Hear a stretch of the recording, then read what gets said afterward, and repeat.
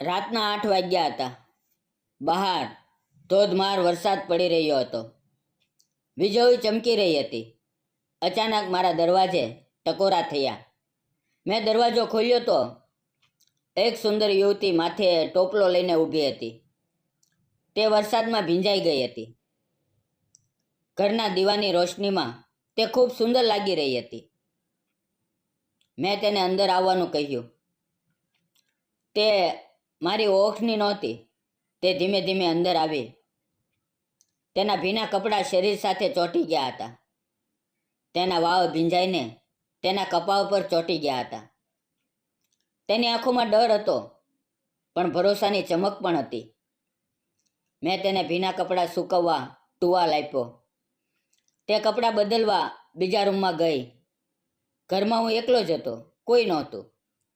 તો નમસ્કાર મિત્રો, મારું નામ સંદીપ છે. હું ખેડૂત છું.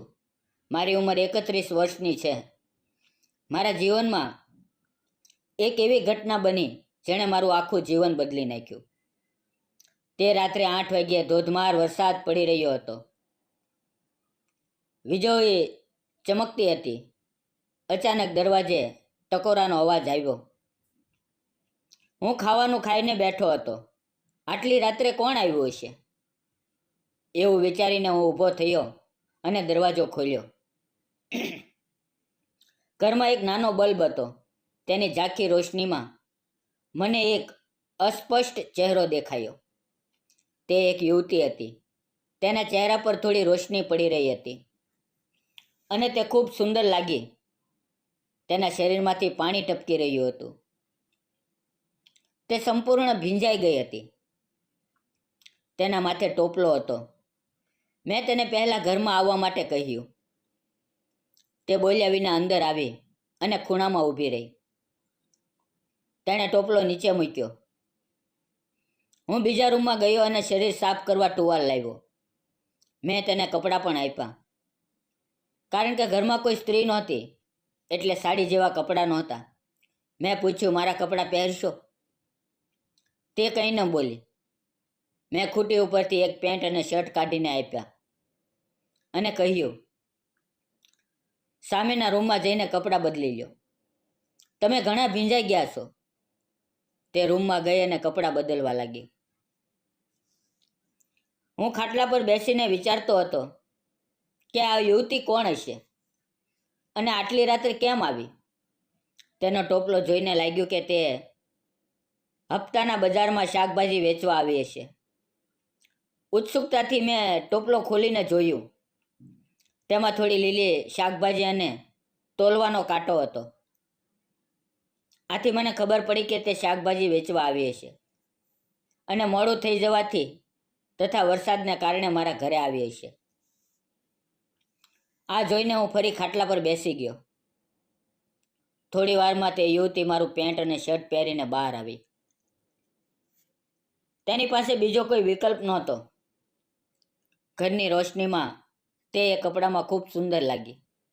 તે યુવાન હતી. લગભગ 27-28 વર્ષની હશે. તે હાથમાં સાડી લઈને આવી અને પૂછવા લાગી, આ સાડીને ક્યાં સૂકવું?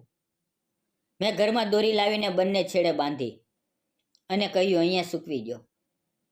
તેણે સાડી સૂકવી. પછી મેં તેને ખાટલા પર બેસવા કહ્યું અને હું બીજા રૂમમાં ગયો. વરસાદમાં ભીંજાવાથી તેને ઠંડી લાગી હશે, એટલે મેં ગરમા ગરમ ચા બનાવવાનું શરૂ કર્યું. થોડી વારમાં 2 કપ ચા બનાવીને હું જ્યાં તે બેઠી હતી ત્યાં લઈ ગયો. તેને 1 કપ આપ્યો અને બીજો મારા માટે રાખ્યો. તેણે મારી સામે જોયું. અમારી આંખો મોઈ. હું નીચે બેઠો. તે ખાટલા પર હતી. મેં પૂછ્યું, તમારું નામ શું? ક્યાંથી આવ્યા છો? તેણે કહ્યું, મારું નામ સુનીતા છે. હું નજીકના ગામમાં રહું છું. આજે હપ્તાનું બજાર હતું. શાકભાજી વેચવા ગઈ હતી. ઘણું શાક ન વેચાયું એટલે મોડું થઈ ગયું. બસ માટે ગઈ, પણ બસ નીકળી ગઈ હતી. અંધારું થઈ ગયું.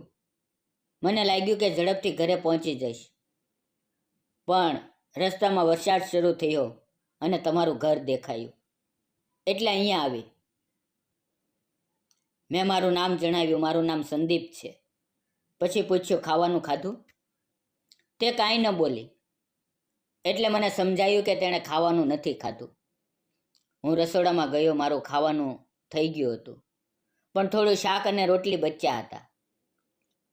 તે ગરમ કરીને તેના માટે પીરસ્યું. તે ખાતી હતી ત્યારે રડવા લાગી. મેં પૂછ્યું, કેમ રડા છો? તેણે કહ્યું, મારી 1 વર્ષની નાની દીકરી છે. તે મારી રાહ જોતી હશે. આ સાંભળીને મને દુઃખ થયું. મેં કહ્યું, દીકરીને કોની પાસે મૂકી છે? તેણે કહ્યું, હું મારી માતા સાથે રહું છું. હું વિધવા છું. 1.5 વર્ષ પહેલાં મારા પતિનું અવસાન થયું. ત્યારે હું ગર્ભવતી હતી. અચાનક તેમનું મૃત્યુ થયું, પણ મારા પેટમાં બાળક હતું. એટલે મેં પોતાને સંભાળી દીકરી માટે જીવવાનું નક્કી કર્યું. પછી ડિલિવરી થઈ. એક પ્યારી દીકરીને જન્મ આપ્યો. હવે હું મારી માતા સાથે રહું છું. હું સાસરે નથી જતી. સાસરિયાઓએ મને ઘરમાંથી કાઢી મૂકી. તેમને લાગ્યું કે હું અશુભ છું. મા બાપને થોડો સહારો મળે એટલે હું હપ્તાના બજારમાં શાકભાજી વેચું છું. થોડા પૈસા મળે છે. મેં કહ્યું, ખાવાનું ખાઈ લો, રડશો નહીં. ખાવાનું થઈ જાય તો હું તમને ગાડી ઉપર ઘરે મૂકી દઈશ. તેણે રડવાનું બંધ કર્યું અને ઝડપથી ખાવાનું ખાવા લાગી.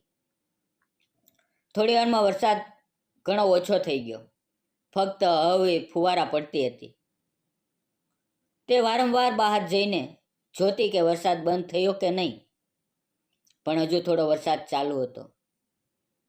મેં નક્કી કર્યું કે હવે તેને મૂકવા જવું જોઈએ. મારી પાસે ફક્ત એક જ રેઇનકોટ હતો. મેં કહ્યું, ચાલો આપણે નીકળીએ.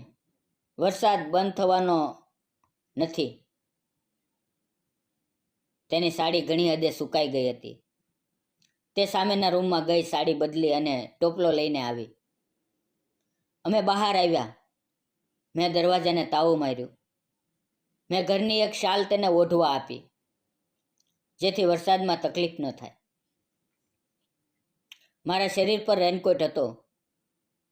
તેનું ગામ મારા ગામથી લગભગ 4 કિલોમીટર દૂર હતું. મેં ગાડી શરૂ કરી, તેને બરાબર બેસવાનું કહ્યું અને અમે વરસાદમાં તેના ગામ તરફ નીકળી પડ્યા. ચારે બાજુ અંધારું હતું. કદાચ તેને ડર લાગતો હશે એટલે તેણે એક હાથથી મને ચુસ્ત પકડી રાખ્યો હતો. ધીમે ધીમે તેનું ઘર નજીક આવ્યું. દરવાજે તેની માતા તેની રાહ જોતી હતી. નાની દીકરીને ઊંચકીને તે ઊભી હતી. સુનીતા ગાડીમાંથી ઉતરી અને બાળકની જેમ દોડીને તેને દીકરીને ગળે લગાવી, ગાલ ચૂમવા લાગી. તેની માતાએ મને બોલાવ્યો અને ઘરમાં બેસવાનું કહ્યું. તેણે કહ્યું, તમે ખરેખર ભગવાનની જેમ આવ્યા. નહીંતર આટલી રાત્રે મારી દીકરી ઘરે કેવી રીતે આવત? ઘરની હાલત નાજુક હતી. અમે ચા પીતા હતા ત્યારે સુનીતાના પિતા મારી સાથે વાત કરવા લાગ્યા. તેમણે પૂછ્યું, તમે ક્યાં રહો છો? કયા ગામના છો? મેં મારું નામ અને પિતાનું નામ જણાવ્યું. તેણે કહ્યું, અરે, તારા પિતા અને હું એક જ ક્લાસમાં ભણતા હતા, પણ મોટા થયા પછી કામના કારણે મળી શક્યા નહીં. સુનીતાએ આ સાંભળ્યું અને મારી તરફ જોઈને હસી. તે ચોરી ચૂપીથી મને જોતી હતી. હું પણ તેને જોતો હતો. તેના પિતાએ પૂછ્યું, તારા લગ્ન થયા? મેં કહ્યું, ના, હજુ નથી.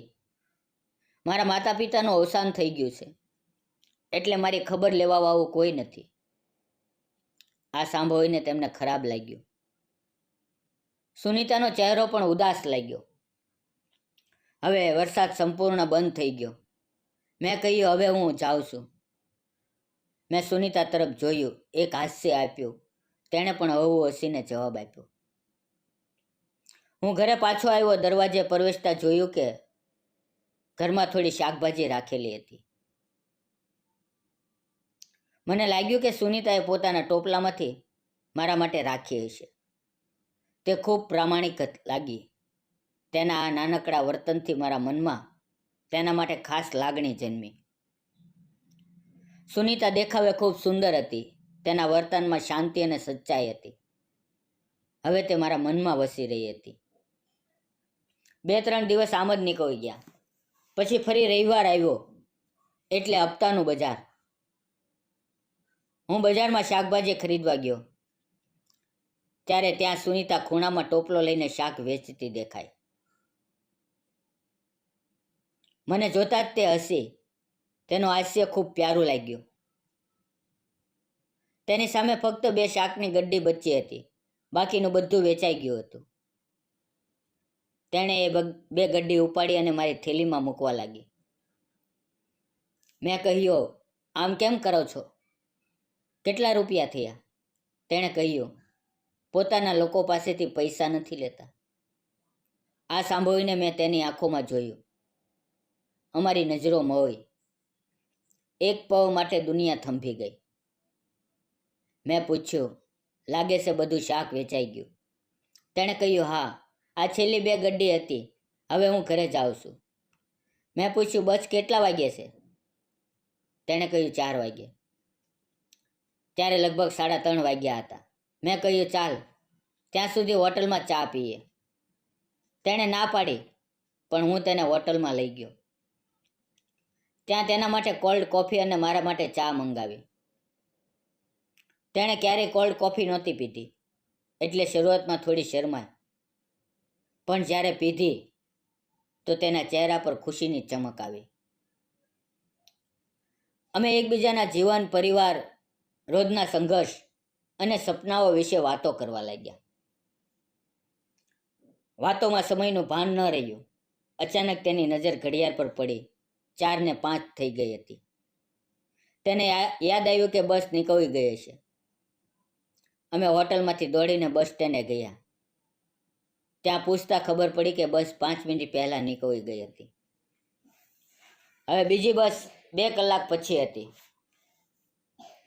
મેં કહ્યું, હું ઘરે જાઉં છું, ચાલ પહેલાં તને ઘરે મૂકી આવું. તે ચૂપ રહી. મેં તેને ગાડીમાં બેસવાનું કહ્યું. તેણે ટોપલો ખોવામાં રાખ્યો અને ગાડીમાં બેઠી. ગાડી ચલાવતી વખતે હું શીશામાં તેને જોતો હતો. તે ખૂબ સુંદર લાગતી હતી. ખેતરમાં કામ કરતી હોવા છતાં તેની જવાની તાજગીથી ભરેલી હતી. તેના લાંબા વાળ હવામાં ઉડતા હતા. ચહેરા પર પ્યારું હાસ્ય હતું. અમે તેના ઘરે પહોંચ્યા. તેના પિતા ઘરે હતા. તેણે મને અંદર બોલાવ્યો અને ચા આપી. વાતોમાં તેણે મને કહ્યું, હું સુનીતાના લગ્ન કરાવવા માંગુ છું. તમારી ઓળખાણમાં કોઈ એવો પુરુષ છે જેનો ડિવોર્સ થયું હોય અને લગ્ન કરવા માંગતો હોય? મેં ધીમેથી કહ્યું, મારા લગ્ન પણ નથી થયા. હું એકલો છું અને એકલો રહું છું. મને સુનીતા ગમે છે. જો તેને હું ગમું તો મને કોઈ વાંધો નથી. હું તેની દીકરી સાથે તેને સ્વીકારવા તૈયાર છું. આ સાંભળીને તેના પિતાની આંખોમાં આંસુ આવી ગયા. સુનીતા અને તેની માતા દરવાજા પાછળથી આ સાંભળી રહ્યા હતા. તેમની આંખોમાં પણ આંસુ હતા. તે પળે ઘરમાં ફક્ત શબ્દો નહોતા, લાગણીઓ હતી. તેના પિતાએ તરત હા કરી. તેણે સુનીતાને બોલાવીને પૂછ્યું, તને આ ગમે છે? સુનીતા શરમાઈ. તેના ચહેરા પર હળવું હાસ્ય આવ્યું અને તેણે માથું નમાવ્યું. તેની શરમમાં જ તેની હા હતી. થોડા દિવસમાં અમારા લગ્ન નક્કી થયા. ખૂબ ધામધૂમથી પરંપરાગત રીતે અમારા લગ્ન થયા. ગામના બધા લોકો સામેલ થયા. લગ્નના બીજે દિવસે અમે મંદિરે દર્શન કરવા ગયા. ભગવાનના આશીર્વાદ લીધા અને તે દિવસથી અમારા નવા જીવનની શરૂઆત થઈ. પ્રેમ, વિશ્વાસ અને સમર્પણમાં અમારું જીવન ખીલવા લાગ્યું. અમે એકબીજામાં એટલા ભળી ગયા કે જીવન સુંદર લાગવા લાગ્યું. અમારી દીકરી પણ ધીમે ધીમે મોટી થઈ રહી છે. હું તેને મારી દીકરીની જેમ પાળું છું. તેમાં મને મારું આખું જીવન દેખાય છે. સુનીતા અને હું બંને ખૂબ ખુશ છીએ. અમે એકબીજાને સમજીએ છીએ, સહારો આપીએ છીએ અને જીવનની દરેક પળનો આનંદ માણીએ છીએ. મિત્રો, અમે પ્રેમથી લગ્ન કર્યા. સમાજે ઘણી વખત સવાલો ઉઠાવ્યા, પણ અમે દ્રઢ રહ્યા. કારણ કે અમારો સંબંધ ફક્ત બે વ્યક્તિઓનો નથી, બે દિલનું મિલન છે. તમને શું લાગે છે? અમે જે કર્યું તે સાચું હતું કે ખોટું? કૃપા કરીને કોમેન્ટમાં જણાવજો. મારી અને સુનીતાની પ્રેમ કહાની કેવી લાગી? જો ગમી હોય તો ચેનલને લાઇક, શેર અને સબસ્ક્રાઈબ કરવાનું ન ભૂલશો. અને મિત્રો, આ કહાની એક કાલ્પનિક વાર્તા હતી. તેનો સંબંધ કોઈ જાતિ, ધર્મ કે કોઈ વ્યક્તિ સાથે નથી. આ ફક્ત મનોરંજન અને શૈક્ષણિક હેતુથી બનાવવામાં આવેલી હતી. જો તમે આ વિડીયો દિવાળી ઉપર જોઈ રહ્યા છો તો દરેક લોકોને, દરેક મિત્રોને happy Diwali, happy new year. ફરી મળશું મિત્રો આવતીકાલે. તમારા પ્રેમ બદલ આભાર. વિડીયો જોવાનું ચૂકશો નહીં. ધન્યવાદ મિત્રો.